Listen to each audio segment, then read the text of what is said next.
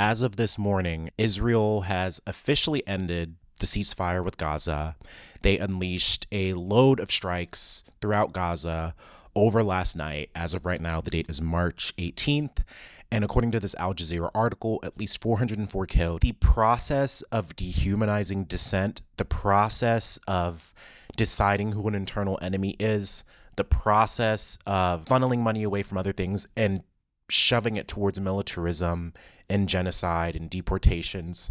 This is the process of fascism. When you listen to the news and they say, our constitution is crumbling or it might be a constitutional issue, oh my gosh, these are constitutional issues. If there's no freedom of speech, if you're expected to be locked up or deported or have your visa taken away, if you're expected to be disappeared in vans, if you're expected to not have any fucking due process, fascism is already here.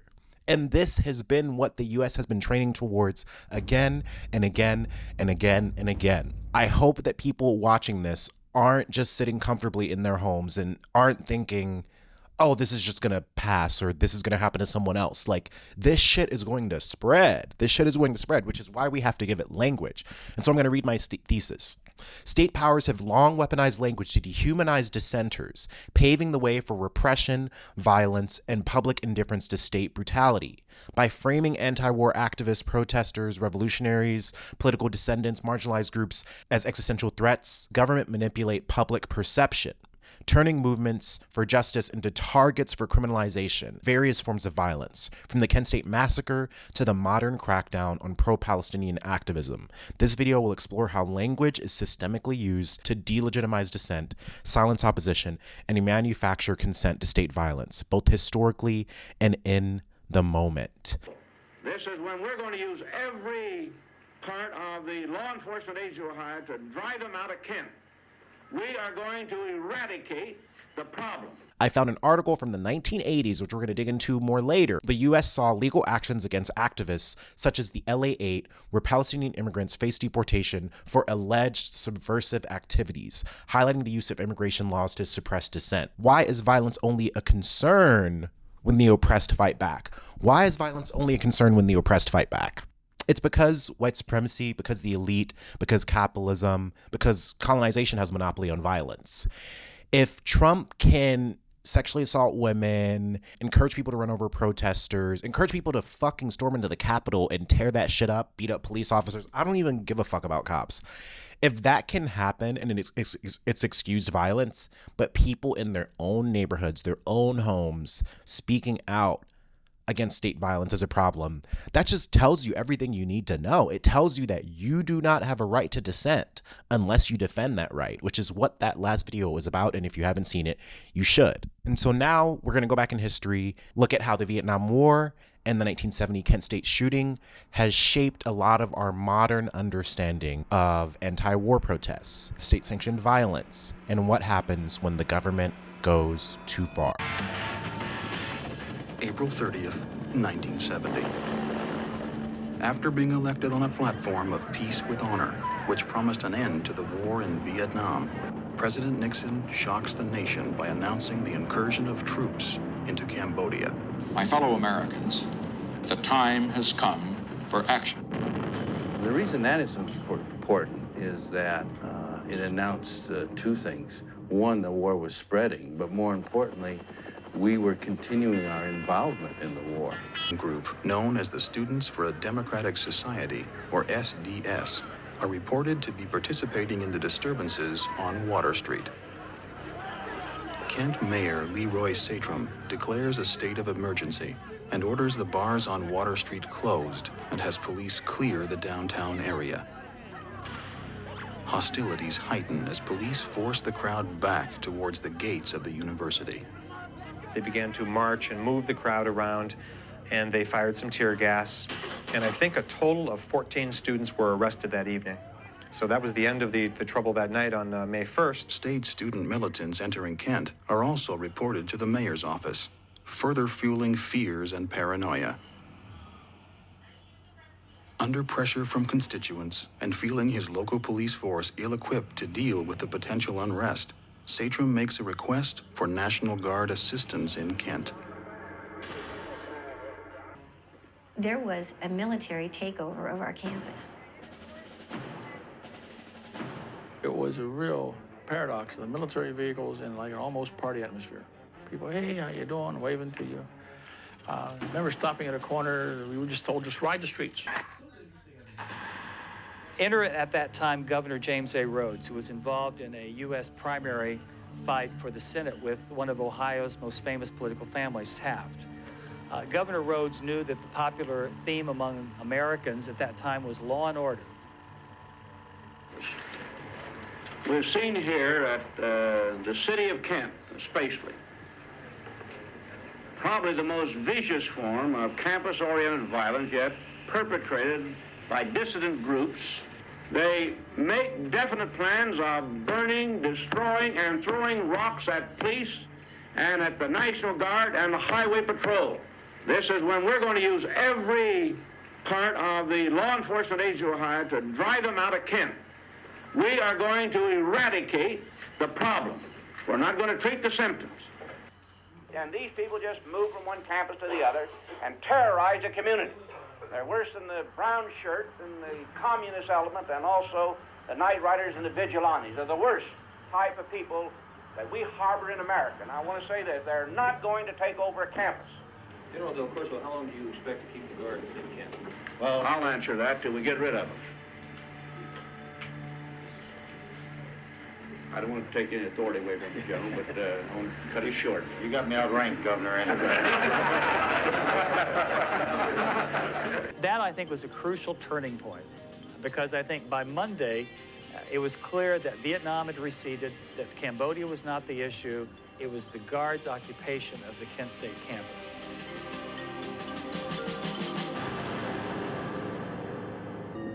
(11 a.m.)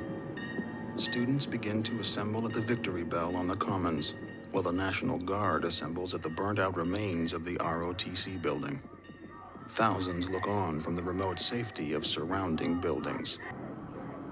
And then there was a moment that we've called over the years the huddle, where a group of guardsmen got into a group in a circle and had a little meeting. You know, I know everyone had said that down there on the practice football field, that's where the so-called conspiracy took place as to, you know, that they were talking about which ones were being singled out to be fired upon. And that is absolute, utter nonsense. What was going on in that meeting back there was a group of officers of that Guard unit saying to themselves, how in the hell did we get here? We are in a very vulnerable position. What is it that we've got to do to get out of here?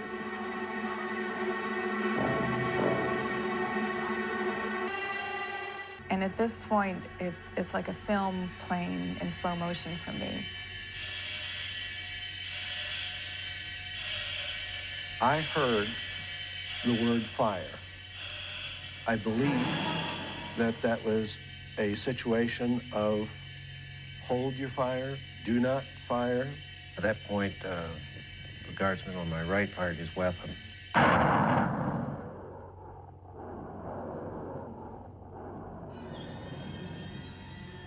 Within, again, milliseconds of that single report, the volley itself began. I started screaming, they're shooting their guns, they're shooting their guns. It hit us all, I'm sure, at that moment. They're trying to kill us. We were sitting sort of in rows on this little slope, and Glenn Frank was in front of us, pacing back and forth, and he was crying, and he was talking very passionately. I don't care whether you've never listened to anyone before in your lives. I am begging you right now, if you don't disperse right now, they're going to move in, and it can only be a slaughter.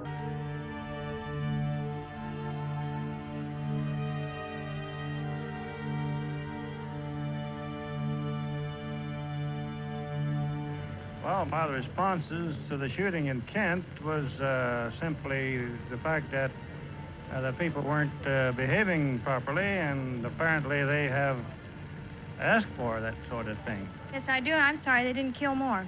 Really? Really, sir. More of the students? Yes, because they were warned and they knew what was happening and they should have moved out. My sister at home, who was with the other kids, was 16 when my parents went to the hospital to be with me, and she had people call on the phone to say that more of the students should have been killed, and I hope your brother dies. And she should have never had to hear it. Before his hand even left the door handle, he saw me sitting there, and the first words that came out of his mouth were, "They should have shot all of them." And I said to him, you know, don't you realize that one of those people would have been me then? And then we also have to consider the fact that the Vietnam War really shifted and changed how journalism was operating. For the first time out of the number of wars that the US had, journalists were actually able to go to Vietnam and document the war themselves. And this led to discrepancies in how the war was being covered. In 1968, the Tet Offensive occurred. Viet Cong troops launched a surprise attack in southern Vietnam known as the Tet Offensive. One of the points of attack was the US Embassy in Saigon. Though the US troops were able to fend off Viet Cong and ultimately prevailed, the attack signaled a turning point in both the US troops' morale and public trust over the government's reports of the war. And to many people, the Vietnam War was the first ever televised war. It was a war where everyone was watching their evening news at home with their families and seeing the gruesome images that came out of the war. Napalmed bodies burning, graphic images of people being unalived by the US military and police. The war was broadcast directly into American living rooms via television. Graphic footage of combat civilian casualties, images of burning villages and bodies and wounded soldiers. The Tet Offensive in 1968 exposed Americans to the ferocity and unpredictability of the war, and also the brutality that the US was directly involved in. Anchors like Walter Cronkite emerged as trusted journalists during this era. The governor dehumanized these protesters through his language, said that this is not protected speech. This should be criminalized speech. This language, this precedent made this violence possible, to where 4 people were killed. The official narrative painted these students as violent, as agitators, as the most militant arms of dissent in the US as we know it. It allowed them to be criminalized to the point where their deaths were justifiable in the eyes of the state. When we were told that we are not allowed to speak up, to fight back. What happens when the National Guard comes into our cities? National Guard has come into countless cities around the US again and again. During the 2020 protests, National Guard came into cities. During the 2016 protests, National Guard came into cities. I think the way that the Trump administration is peeling back on so many government agencies, so many federal programs, so much of that money is going to go into militarism and criminalizing dissent, and we're going to need to find more creative ways of speaking up, of speaking out, avoiding the repression that is inevitable. I think the Kent State shooting is connected to, in our contemporary landscape, is so many things. All throughout the Black Lives Matter movement and the continuation of COINTELPRO, or the labeling of Black Lives Matter and racial justice activists as Black identity extremists, all of these things lead to the hypernormalization of surveillance. States like Oklahoma or other parts of the country trying to pass legislation in 2020 to allow protesters to be run over.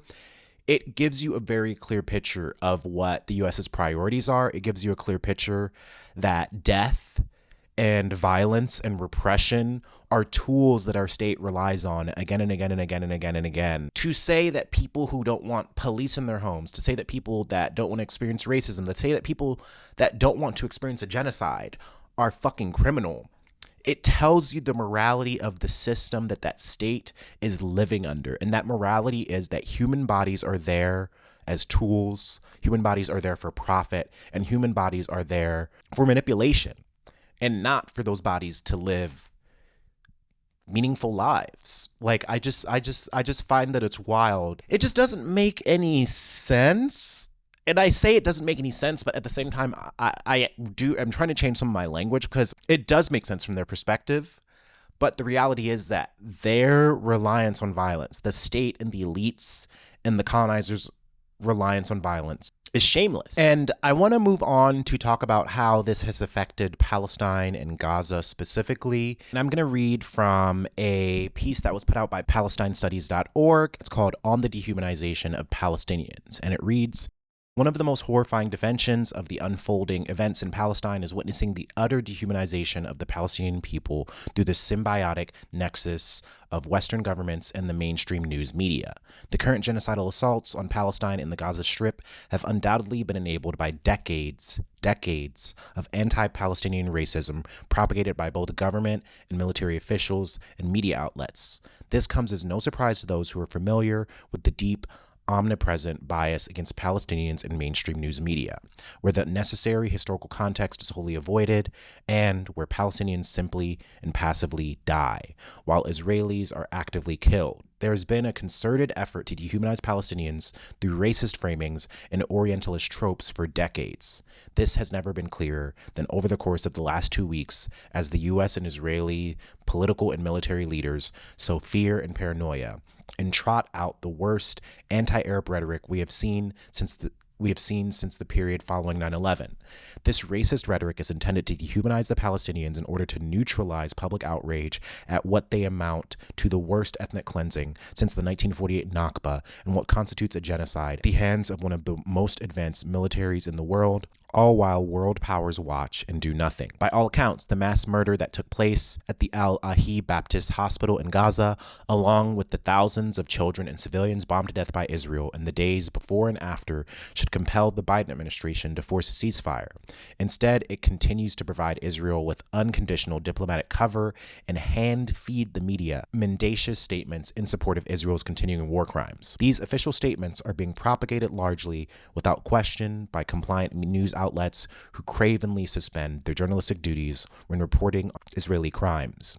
It can be maddening to hear journalists crow about their mission to defend democracy and truth while abdicating these principles and making every exception when it comes to the coverage of Palestine.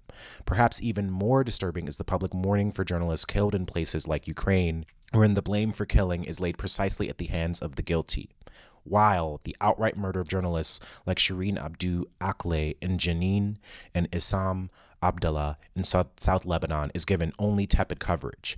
In the cases where Arab journalists are murdered in the field, responsibility is clouded through weak verbiage and by media outlets that allow officials to outright lie and muddy the waters. Even worse is when the media produces propaganda for Israel. In the case of Issam Abdullah, by not stating outright that Israel killed him, but rather absurdly that he was killed by missiles fired from the direction of Israel. The sheer imbalance of value afforded to Israeli lives at the direct cost of Palestinian life has never been more obvious. While the colors of the Israeli flag are projected on the White House to pay tribute to dead Israelis, not a word of condemnation is uttered when Palestinian civilians are starved, maimed, tortured, or killed. Instead, the U.S. supplies weapons to a racist apartheid government, the leader of which deploys an explicitly racist terminology to label Palestinians children of darkness who live by the laws of the jungle. The American government props up an Israeli military that openly condemns Palestinian children to death and refers to Palestinian civilians as human beasts. Palestinian life does not hold value in the profane equation of American power, wherein the bombing of a hospital in Gaza is rendered an explosion. It reminds me of how black people are treated, how Michael Brown was considered a brute, how Tamir Rice was considered a brute, how Breonna Taylor was considered a danger despite sleeping in her fucking bed, how the woman who was shot in her kitchen point-blank range by cops who were fucking cowards, she was shot because they claimed they feared for their lives. So many of these instances of black people being murdered by the state in the U.S. comes with a ridiculous justification for how the cop feared for their life, how the black person acted aggressively or inhumanely or animalistically. We see these connections, and this is why I think it's so important for black folks especially to continue to study and understand our history of solidarity with Palestine, whether it be the Black Panther Party, whether it be Malcolm X, whether it be James Baldwin penning letters calling out Zionism and genocide. We have to name these things as clearly as possible, because I read this and I see another version of the story of blackness since it has come in contact with colonization, since it has come in contact with slavery, since it has come in contact with the U.S. And I could almost cry, because this is the world that we live in.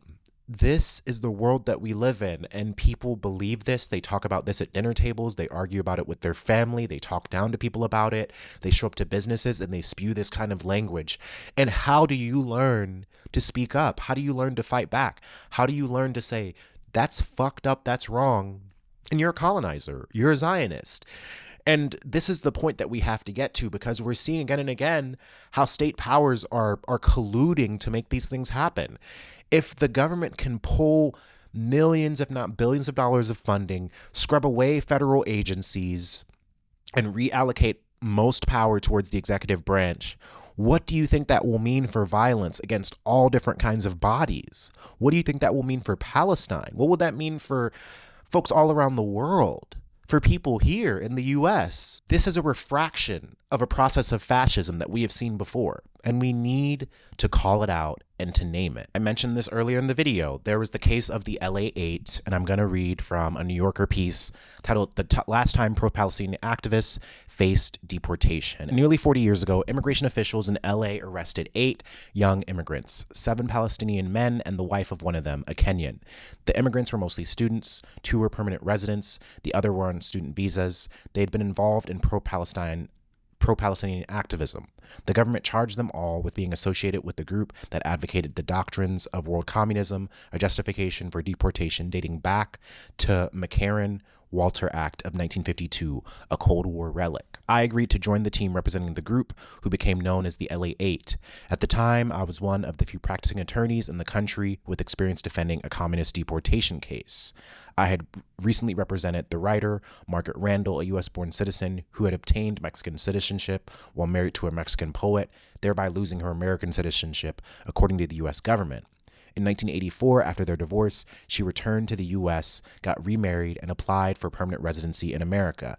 The government denied the application and sought to deport her under the McCarran-Walter Act, arguing that her writings, she was a prolific author of oral histories, journals, and poetry, advocated the doctrines of world communism. After a trial in which Randall was cross-examined about a literary magazine that she co-edited and a piece of writing in which she praised her 3-year-old son for becoming communist as he had learned to share toys, an immigration judge ordered that she be deported, but we won the case on appeal when the Board of Immigration Appeals ruled that Randall had not, in fact, lost her U.S. citizenship when she became a Mexican citizen. As a U.S. citizen, she could not be deported, no matter how many doctrines of world communism she advocated. This article goes on to read, the arrests of the LA 8 on a similar charge followed a 3-year FBI investigation that had begun as the city prepared to host the 1984 Olympics. Looking for potential terrorist threats, the FBI identified a group of young Palestinian activists. FBI agents reported on their teach-ins and protests, monitored the literature they distributed, recorded license plates of individuals who attended their meetings, surveilled the activists for extended periods of time, and sent at least one undercover agent to attend an annual public community dinner that the group helped organize. The agent's report stated that although he could not speak Arabic, it was clear from the tone of the music and the speeches that the event was a fundraiser for terrorism. Ultimately, as the FBI director at the time, William Webster, testified, the Bureau concluded that the individuals had committed no crimes, let alone terrorism.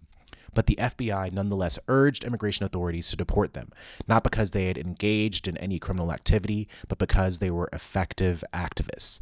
The FBI characterized the group's protests as anti-Israel and anti-Reagan. The agents singled out Qadir Musa Hamid, a green card holder, who they described as the group's ringleader because he was intelligent, aggressive, dedicated, and shows great leadership ability. This article goes on to talk about how this case was challenged in 1989. A federal court declared that the provision was unconstitutional, but it was still pursued for a number of years. And then the case was continued in immigration court eventually. Finally, in 2007, a judge dismissed the case, calling it an embarrassment to the rule of law. This is why we need to understand history. I'm literally reading that, and I'm like, oh, surveying people. Oh, documenting their license plates. Oh, lying on other people's cultures and characterizing them as brutes. Oh, removing people's rights. Oh, targeting them for years and years and years. Does this not look fucking familiar? This is COINTELPRO. This is what has been happening in the US since 9/11. This is what is currently happening now. The fact that the government is rounding up AI lists of Palestinian activists that has been gathered by alt-right groups. The fact that public violence against Palestinians is becoming more and more permissible. I mean, does anyone remember during what was it? The protests that were happening last year in New York, a woman spit on a fucking Palestinian child. Do you know how fucked up you have to be to spit on a fucking child? Look at what happened in October 14th of 2023. Illinois landlord found guilty of murder, hate crime in 2023, attack on Palestinian American boy. A jury found an Illinois landlord guilty of murder and hate crime charges Friday for the brutal killing of a 6-year-old whose mother rented rooms in the man's house. An attack that sparked fears over anti-Muslim discrimination in the earliest days of the war in Gaza. Joseph Zuba, 73, was charged in the fatal stabbing of Wadi al-Fayoumi and the wounding of his mother, Hanan Shaheen, on October 14, 2023 in Plainfield, about 40 miles from Chicago. Authorities allege that the family was targeted because of their Islamic faith and as a response to the war between Israel and Hamas that erupted on October 7, 2023. I don't know if I should be pleased or upset, if I should be crying or laughing. Wadi's father, Odai al-Fayoumi, said at a news conference speaking in Arabic, "People are telling me to smile. Maybe if I were one of you, I would be smiling, but I'm the father of the child and I've lost the child, and I feel this decision came a little too late." Wadi was an innocent 6-year-old child whose life was stolen in an act of unimaginable violence fueled by hatred. It goes on to say the trial featured detailed testimony from police officers, medical workers, Zuba's ex-wife, and Shaheen, who described how Zuba attacked her with a knife before going after her son in a different room. Prosecutors say the child had been blanked 26 times. He was found without clothes and with a knife still in his side.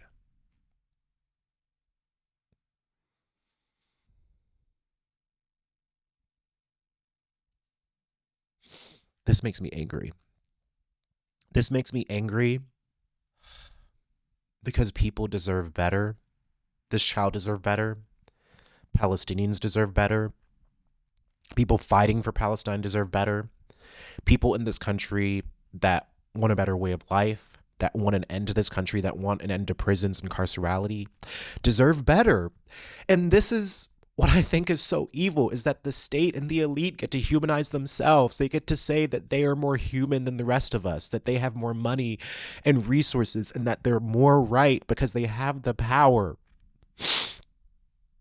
But these are people, these are human beings, these are lives. Like, I don't understand how this is how the West describes humanity, how this is a description of civilization. Like, I'm really thinking back to Charlottesville and Heather Hayers being killed and that black man who was brutally beaten in a parking garage while protesting neo-Nazis. Every time I go to a protest, I'm prepared. I'm prepared for something to happen because I know as a black queer person,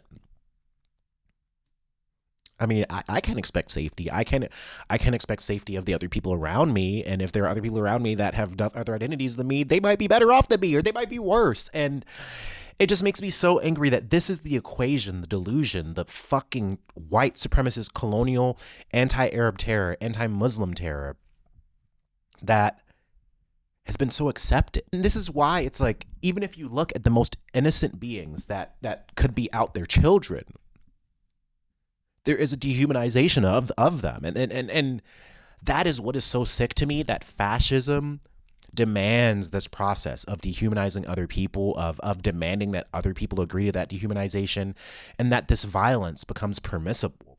And fuck, I don't care if this fucking landlord was found guilty. I think it should be a community tribunal. A community tribunal. That's what it should fucking be. We can't pretend that this isn't having tangible effects in our lives, in our cities. We can't pretend that this isn't going to come to our cities. We can't pretend that this violence, that this dehumanizing language and rhetoric towards Palestinians isn't going to spread, because whose humanity does Netanyahu respect, and whose humanity does Trump respect? If you actually had to answer both of those questions, it's a pretty fucking dark answer. It's a pretty fucking dark answer, because it's probably not going to include my humanity, and it's probably not going to include yours if you're someone that likes this channel. And how does all of this align with fascism? How does the dehumanization of certain kind of bodies being killed, how does the reappropriation of state resources towards this murder and all of this violence, how is it all a direct expression of fascism? First, it's the creation of an internal enemy. Fascist regimes historically thrive by identifying and demonizing internal enemies, groups labeled as subversive, dangerous, and unpatriotic. This deliberate process of othering is designed to rally the majority against a common enemy, thereby uniting the populace under an authoritarian banner. An example, Nazi propaganda not only depicted Jews as a racial threat, but also branded communists, socialists, and other political dissenters as existential dangers to the nation. Similar tactics were employed by fascist Mussolini, where opposition groups were labeled as the root of national decay. Today, we can see parallels with anti-war activists, pro-Palestinian voices, and other dissenters being framed as radicals, terrorist sympathizers, and subversives. This language does more than merely describe their political stance. It strips them of their humanity. As the political theorist Robert Paxton has observed, fascism works by making internal enemies out of those who dare to oppose the prevailing order. If we view dissent through this lens, can we truly say that the state's reaction isn't a calculated measure to squash opposition? Fascism is characterized by the deliberate blending of state and military power to enforce compliance and silence opposition. Hannah Arendt noted, "The banality of evil is not confined to monstrous acts by monsters. It also emerges in the everyday processes by which society rationalizes and normalizes violence against its own citizens. How can we ignore that our own state continues to use militarism to silence dissent?" Fascist regimes are notorious for their control over media, crafting narratives that obscure the truth, manufacture consent for state policies, and frame dissent in a negative light. By controlling the language of public discourse, such regimes effectively relegate opposition to the status of the pariah. It was around 1:40, 2 o'clock.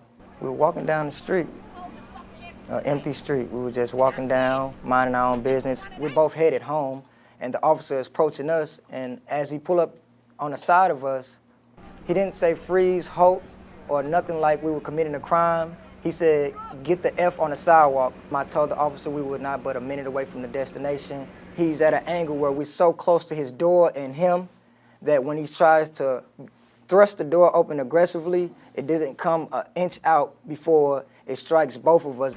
His arm extended out the window, grabbed my friend around the neck. He didn't say step back or anything like that. He started to pull my friend into the window. So the officer's trying to pull him in and he's pulling away from the officer. He never once attempted to grab for this officer's weapon. He's still holding my friend with one arm, and now with the other hand, he's pointing his weapon. The second time he says, "I'll shoot," it wasn't even a second later before the gun just went off and the officer let go.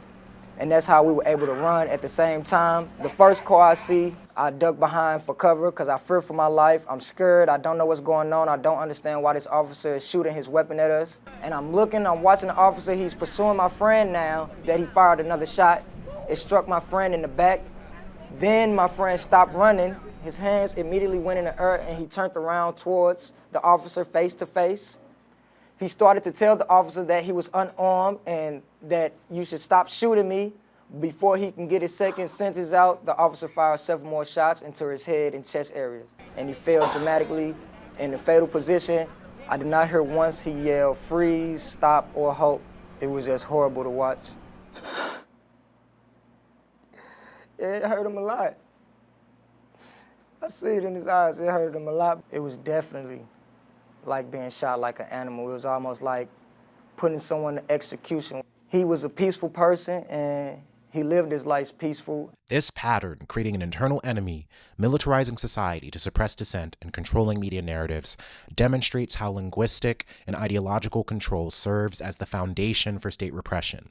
In both historical and modern contexts, such practices have normalized violence against dissent, ensuring that state brutality is not only permissible, but seen as a necessary defense of national unity. So I want to end this video by encouraging people to be critical of mainstream media and its depiction of these various forms of violence. I want people to read into history and look at how, once again, just like the fucked up shit that happened at the Kent State shooting in 1970, we're seeing the same culmination of social and political factors, anti-war sentiments, student movements, that have spread to other parts of the population, ongoing genocides and war conflicts that necessitate that our government lie, misconstrue information, reallocate resources, and compel the American public to support their genocidal whims. And then the repression and suppression that occurs when people that disagree with genocide, when people that don't see any of the logic in the wars that are happening right now, when people who are actual supporters of democracy in a democratic society start to oppose these things, they are targeted, they're considered non-citizens, they're considered inhuman. And if we're looking at what the Trump administration is trying to do in taking away birthright citizenship, our government is not that far off from doing what it has tried to do before and what it will surely try to do again, unless you pay attention, unless you start talking to your community, unless you get involved locally, unless you start protecting yourself and the people around you and understand that the state is not here to protect you, that as soon as you slip up and you don't say the most fucking patriotic thing, they will lock your ass up, and it is not deserved. We all deserve the right to protest. We all deserve the right to live, and we do not deserve to agree to our own dehumanization and the dehumanization of other people. And start small. Start with something. Start talking to your friends. Start having communal dinners. Start showing up to local rallies and meetings. Start having community discussions. Start making plans for how you want to react when this violence comes to your community, because it will, because it already has, because it already is happening. Thank you for watching. If you like the work I'm doing on this channel, consider supporting me on Patreon. Patrons get early access to my videos, a free monthly newsletter, and an exclusive annotated audiobook series where I read and break down my debut memoir, When They Tell You to Be Good. Your support helps me keep making radical content outside of the algorithm's grip. Join the Patreon community at the link in my description.